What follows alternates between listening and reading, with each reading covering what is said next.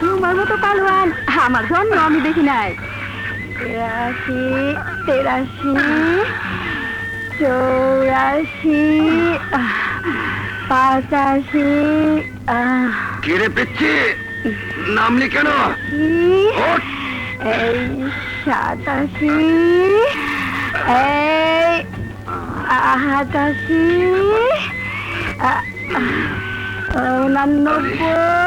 কেড়ে পেচ্ছে হঠাৎ করে তো ভারী হলে কি করে? এই মাত্র ভাত খাইছি তো পেট ভারী হয়ে গেছে গা।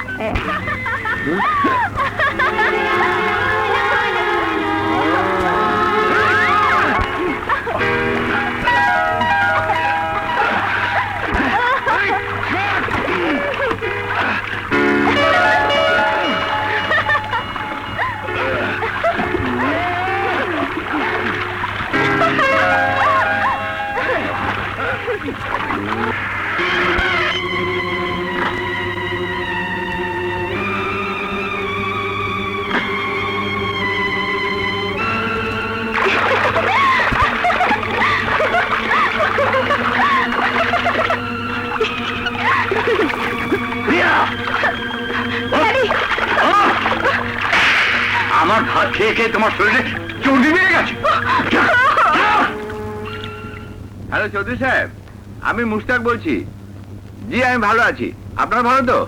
হ্যাঁ শুনুন, যে জন্য টেলিফোনটা করেছি, আপনারা আজই এসে মেয়েকে দেখে যান, আজই বিয়ের কথা পাকা করে ফেলবো।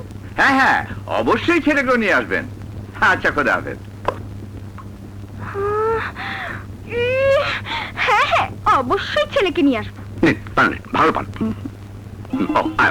আসসালামু আলাইকুম। ওয়ালাইকুম।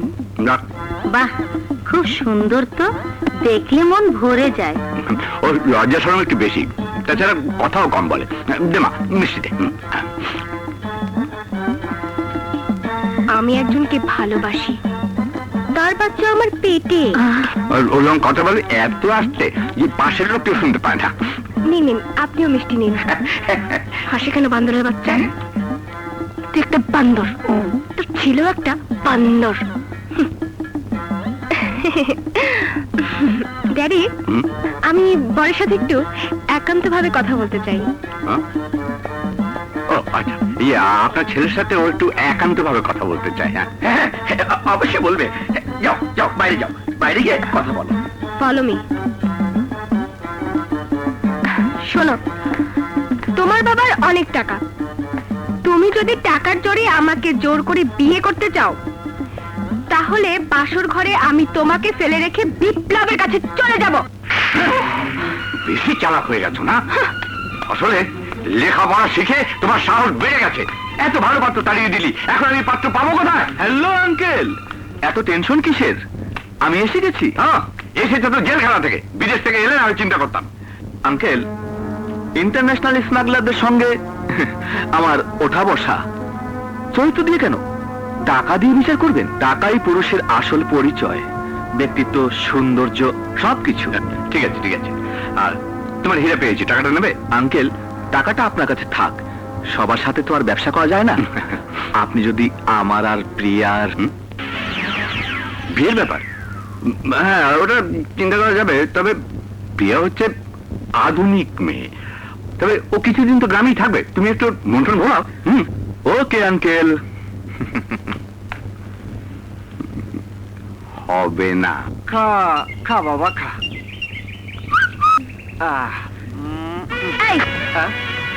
কিরে এখনো সময় আছে, আমাকে তোমার ঘরে নাও, নইলে এমন পাচ্ছি তোমার 14 দৃষ্ট খুঁজে পাবে না। ঠিক আছে ঠিক আছে, আমাদের তো কাজের মেয়ে লাগবেই, সে কাজটা যদি তোকে দিয়ে চলে তাহলে ক্ষতি কি? আমাকে ইজ্জত দিয়ে কথা বলো। তোকে ইজ্জত দেবে তোর স্বামী?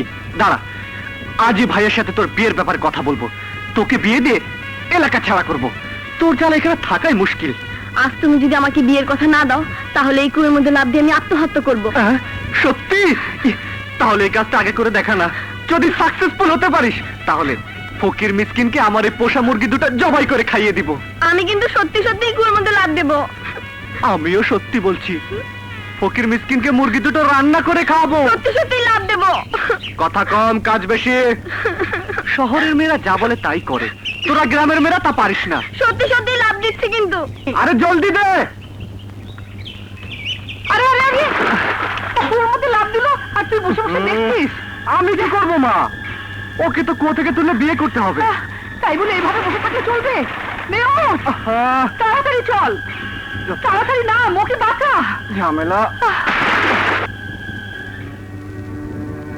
হায় হায়, সে কি, কি হলো? দাঁড়াও মা, আমি দেখছি।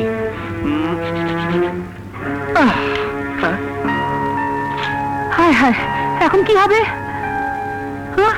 ও মা, এই তো দেখছি কুয়োর অর্ধেক পানি খেয়ে ফেলেছে।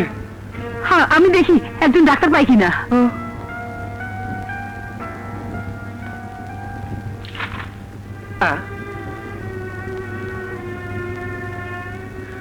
অক্সিজেন দিতে হয়।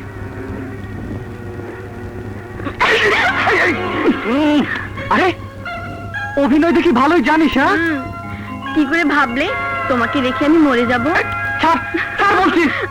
আরে লোকে দেখে ফেলবে তো। আগে বলো, তুমি আমাকে বিয়ে করবে? ইস, তুমি আমাকে বিয়ে করবে? বিপ্লব, জলদি আয়, কুমকুম কুয়ার মধ্যে পড়েছে। আরে পড়লেও কিছু হবে না, ও তো সাঁতার জানে। আমি যে দেখে এলাম ও অজ্ঞান হয়ে পড়ে আছে, সবুজ পেট চেপে চেপে পানি বের করছে। বলো কি?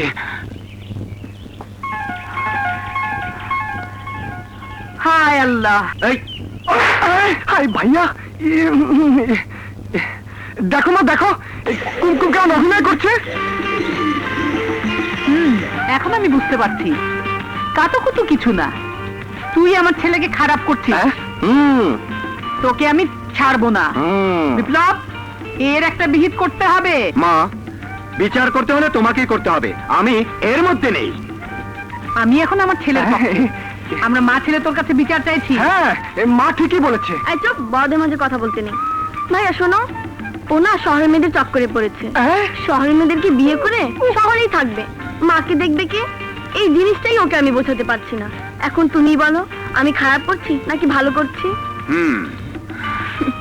ছোটবেলা থেকে ওরা একসঙ্গে বড় হয়েছে, তাই ওদের কোনো আবদারে আমি না করতে পারি না। মা, আজ আমি তোমার কাছে কুমকুমের জন্য সবুজকে চাইছি। আমি এই কথাটাই তোর মুখে শুনতে চাইছি। আমার মনের কথা বলার জন্যে, তোকে মিষ্টি খাওয়ার জন্যে 100 টাকা দিলাম। এইটা আমার। দিও না, ও কথা মাতালে। মা, মা, মা, আজ থেকে আমি আপনার ছেলের বউ, আর আপনি আমার শাশুড়ি, আর তুমি আমার দেবর। দেবর? হ্যাঁ, আর তুমি আমার ননদ। ননদ? হ্যাঁ, আর আমি তোমাদের ভাবি। এসব কি বলছো তুমি? আমি তো কিছুই বুঝতে পারছি না। ঠিকই বলছি মা, বিশ্বাস হচ্ছে না? না, ওই শয়তানটা তোমাকে বিয়ে করে ফেলেছে। না মা, এভাবে বলবেন না, এখন থেকে তো ও আমার স্বামী। আমাদের দোয়া করুন মা। কেয়া, তুমি এখানে? আমি চিরদিনের জন্য তোমাদের বাড়িতে চলে এসেছি। কি? এই শয়তান, আমাকে না জানিয়ে গোপনে তুই ওকে বিয়ে করছিস? কি বলছো মা? আমি ওকে বিয়ে করব, তাও আবার তোমার অনুমতি ছাড়া? হারামজাদা বেঈমান, আমাকে আমার পরে আমার সর্বনাশ করতে চাস? নির্লজ্জ লোভী কথাকার, আমার মেয়ে জামাই হয়ে বড় লোক হতে চাস? এই রে, দাঁড়িয়ে যাচ্ছিস কি? এ হারামজাদা বাচ্চা। আমাকে আঘাত করার আগে নিজের মেয়েকে জিজ্ঞেস করুন, আমি না ও নিজে এসব করছে। আয়। না, আমি যাব না। কি? না, আমি যাব না। মা, আমাকে বাঁচান, প্লিজ, আমাকে বাঁচান। আমি এখানে যাই। আয়। প্লিজ মা, বিপ্লব, প্লিজ, বিপ্লব। এত বড় সাহস? এই গাধা, দাঁড়িয়ে দাঁড়িয়ে দেখছিস কি? যা, ওকে বাঁচা। দেখ তুমি কি করছো, আমাকে ছেড়ে দাও। ভাইয়া, তোমার জন্য একটা মেয়ে রাস্তা অপদস্থ হচ্ছে, আর তুমি দাঁড়িয়ে দাঁড়িয়ে দেখছো। যাও। ওঠ, ঘরে যা। আমি এখানে থাকতে চাই, তোমাকে আমার আর ভালো লাগে না। কি ব্যাপার ভাইয়া, তুমি তেমন কাপুরুষ ছিলে না? যাও না, আমি তোমাদের কথা রাখতে পারবো না। চলো, চলো। আমাকে যদি বলে জানিস, তাহলে এক্ষুনি গিয়ে প্রিয়াকে বাঁচিয়ে আমার কাছে নিয়ে আয়। আমার মুখের মেয়ে হারামজাদা। গুলি করে ফেলবো। যা, যা।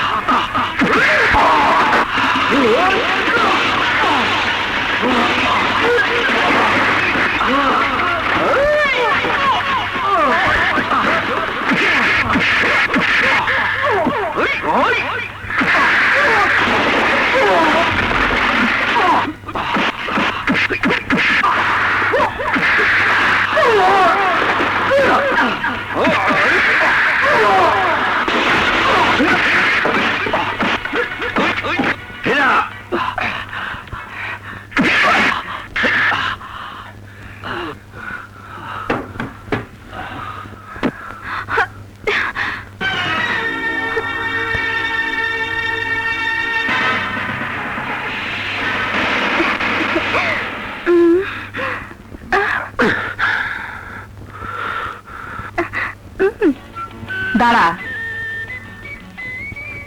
প্রিয়া সবকিছু ছেড়ে চলে এসেছে, ফিরে যাবার আর কোনো রাস্তা নেই। বিপ্লব, তুই ওর ভালোবাসার মর্যাদা দিবি, এটা আমার আদেশ। ভাইয়া রাজি হয়ে যাও তো, অনেক দিন হয় পোলাও খাই না। ঠিক আছে।